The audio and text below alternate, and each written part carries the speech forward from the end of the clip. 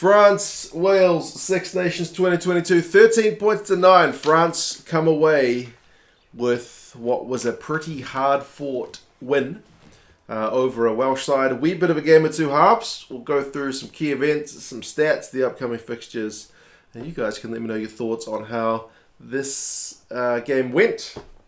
I should say this is probably going to be less coherent than usual because I have indeed eventually caught COVID from my children or my wife, and I'm running a bit of a fever, so goodness knows what game I watched. Maybe I'm in La La Land. But anyway, it starts with a French penalty, 3 points to 0, and then an immediate Welsh reply. So 3 points apiece, both kickers getting underway early. Not the most convincing kicks, but good kind of rangefinders to make sure they they find their mark for the rest of the game. The game from there is a wee bit scrappy. But finally, the French clicked on about 8 or 9 minutes when Dillon ended up getting his try. And that one, you got to give credit to Jaminet because he set up Villiere, who made the big break down the left. And the French are just able to generate a 3-on-2 on that left wing. And Dillon is the man. I think it's Jaminet again who just has to draw Liam Williams. And then Dillon is able to kind of just stroll over the line. So when France's attack clicked, boy, did it look sharp. But how many times did it click during this game? Not a heck of a lot. It was a bit of credit to the Welsh defence, I would have to say. But 10 points to 3 with that try. And Thomas Williams goes off. Man, that was nasty. I think he ran into the knee of big Jonathan Danty. And he was on the ground absolutely out of it, especially after the controversies with Thomas Francis. I'm glad he got substituted and he did not come back on because the guy was half lucid trying to crawl and just kept falling back to the ground. It's one of the worst ones you've seen other than guys who get knocked out cold, right? He was only 10% there.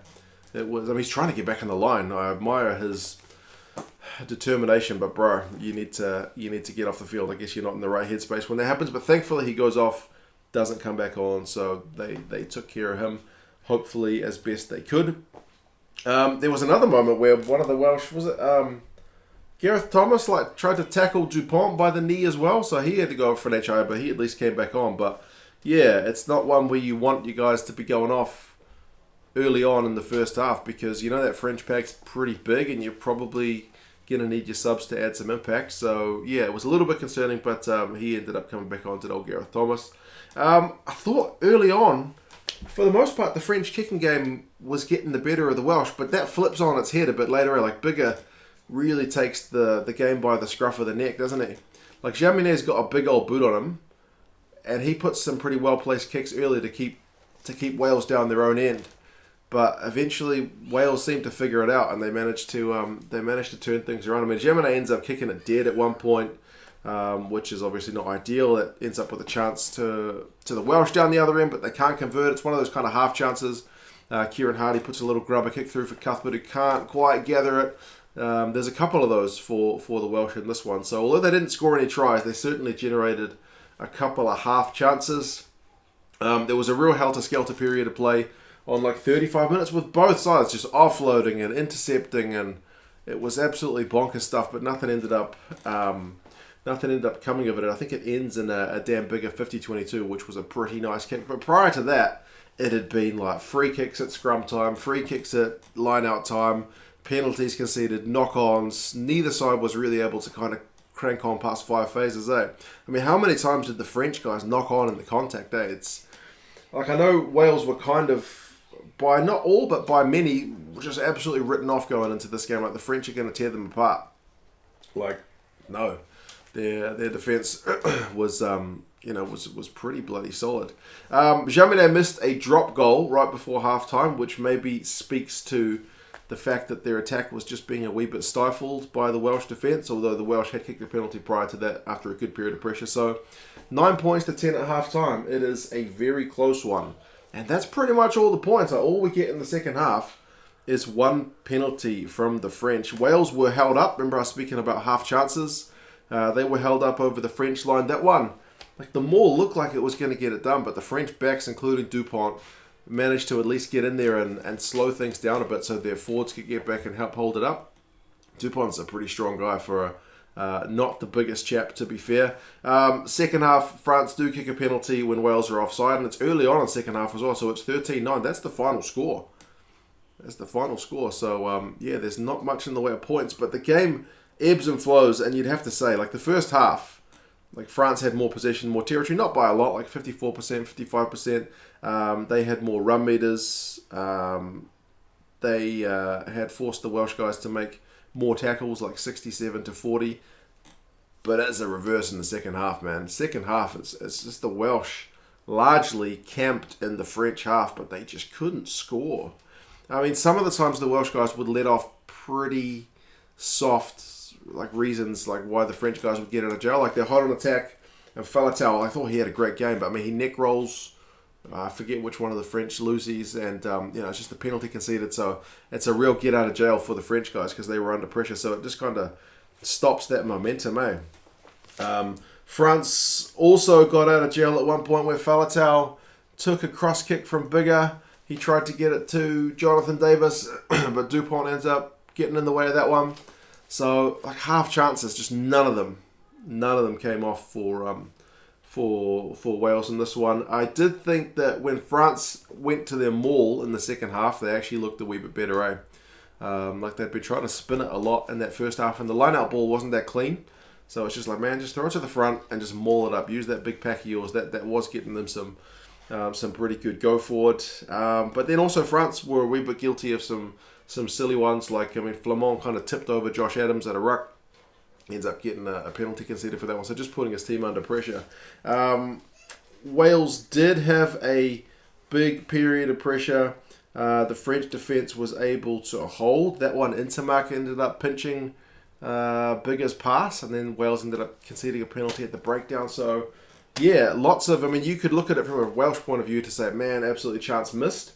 Or you look at it a French point of view and just say, that fire was put out. Like, a lesser team would have conceded points. But this French team, which maybe needed a result like this, to show that they can win the tight, the ugly, the arm wrestle ones. Like, I think that one speaks volume for them. They did miss another drop goal, did the French. That one was Ntamack. It didn't go much wide, but it did go wide. And again, maybe speaks to the Welsh defence kind of holding them out. So they wanted to opt for the three. Jaminet also missed a clutch penalty. Like, it was a long shot, but he missed that one to take it out to a more comfortable lead. But yeah, they still managed to hold on. Moefana wins a nice turnover at the death, with Wales trying to have to work their way up the whole field.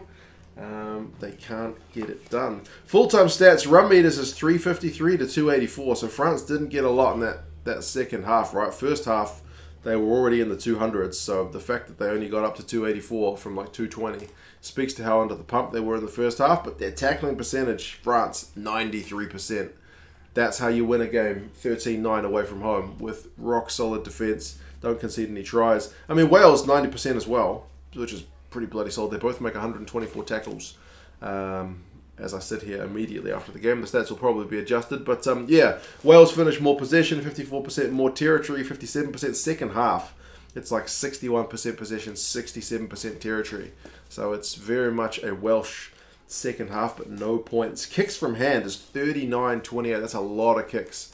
Clearly that was the game plan, to make the most of that big old boot of Dan Biggar, who was pretty accurate. As I said, I thought early exchanges went France's way, but then they were able to really exert a bit more control. And there was other kicks as well, like Kieran Hardy putting in like an up and under into the French goal area, like rugby league style. In the first half, like just putting them under pressure, maybe they're not used to seeing. Penalties conceded finishes 9-8, with Wales conceding one more. Felt like it was higher than that. Felt like there were more penalties. Free kicks, Wales conceded 2 to France's 1. Faletau, man, 62 run meters and 2 defenders beaten. He made the same amount of carries as Aldred, who ended up with like 20 odd run meters, like 13 carries, I think. But to be fair, Aldred didn't look 100%. I think he took a knock and just stayed on maybe longer than he should have. Gareth Tomos makes 11 from 12 tackles. Dupont, I mentioned his strength, 6 defenders beaten for him. He's easily the top guy in the game. Kos, the loose forward, 14 from 15 tackles. So a bit of a shift. Willems made some big tackles as well. Faletau, as I mentioned, was kind of everywhere. Villiere put in a big tackle on Faletau at one point, which speaks to his commitment, because he's not the biggest guy, and Faletau's a bit of a unit, but good on him. But yeah, so France, the Grand Slam is still a possibility. They've got one game left. They are home to England. The crunch could be a pretty interesting one in a week's time. Wales will host Italy. Hopefully they sell that one out. I'm not sure. Hopefully they lower the prices a bit. Some of you guys said the prices were pretty horrendous for today's game. Although I didn't really notice the empty seats. Maybe they just were in high up areas that you didn't really notice on the camera. But anyway, you guys let me know your thoughts. Do France go on and win this one? They managed to hold on under some pretty immense pressure from this one. Like, it wasn't Scotland a fortnight ago where they just put them to the sword. This was a bit of grind and arm wrestle from this French side. Wales, I think, proved a fair few critics wrong, although there always seem to be the critics saying they're going to get flogged. Maybe it's because it goes back to that Ireland game where they did get flogged, but ever since then, it's been pretty tight stuff and they've been in the game. So yeah, they've got one more crack. They'll be looking to go out on a pretty big scoreline against Italy, but we will see. If you guys have any thoughts, I'm going to go over and lie down. I'll talk to you guys again soon. See you later.